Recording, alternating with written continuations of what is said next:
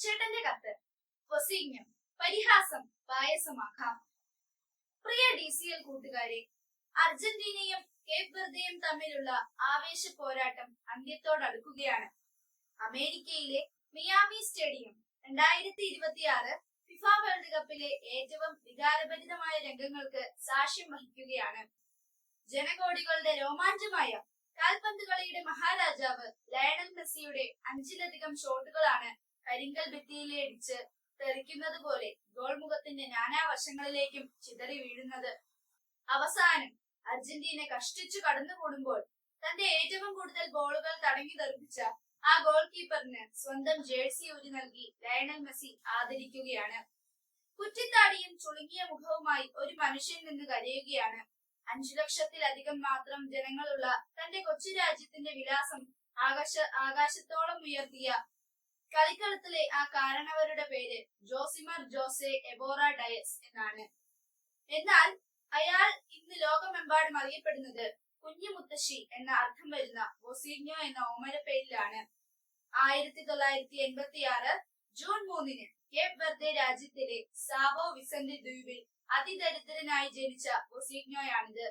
പിതാവ് പട്ടാളത്തിലും അമ്മ കൂലിവേലയ്ക്കും പോയതിനാൽ മുത്തശ്ശനും മുത്തശ്ശിയും വളർത്തിയതിന്റെ പേരിൽ കുഞ്ഞു മുത്തശ്ശി എന്ന കളിപ്പേര് സ്വന്തം ഔദ്യോഗിക പേരാക്കി മാറ്റിയ ബൊസീഗ്നോയാണിത്. ഫുട്ബോൾ കളിയോടുള്ള അടങ്ങാത്ത അഭിനിവേശം മൂലം കളിക്കളം കിടപ്പാടമാക്കിയെങ്കിലും ഉയരക്കുറവ് മൂലം പരിശീലകർ പരിഹസിച്ചിറക്കി വിട്ട ബൊസീഗ്നോയാണിത്. കാൽപന്ത് കളിയുടെ വൈഭവം പാദങ്ങളിൽ തുടുതുടുത്തപ്പോഴും ഉപജീവനത്തിനായി ബസ് ഡ്രൈവറായും ഇലക്ട്രീഷ്യനായും കൂലിപ്പണിയെടുത്ത ബൊസീഗ്നോയാണിത്.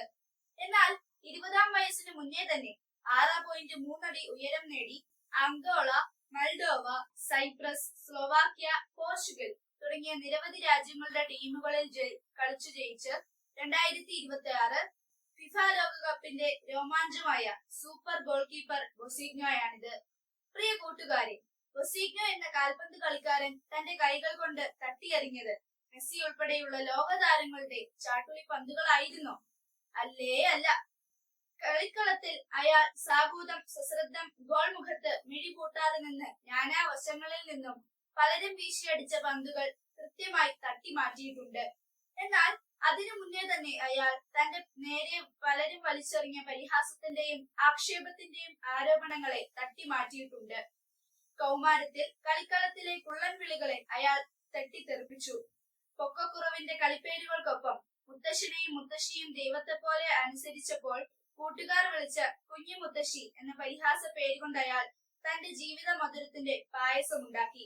തന്നെ തളർത്താനും പരാജയപ്പെടുത്താനുമായി അരികിലുള്ളവർ വലിച്ചെറിഞ്ഞ ആക്ഷേപങ്ങൾ അയാൾ തന്റെ പ്രതിരോധ ശേഷിയുടെ ആഹാരമാക്കി.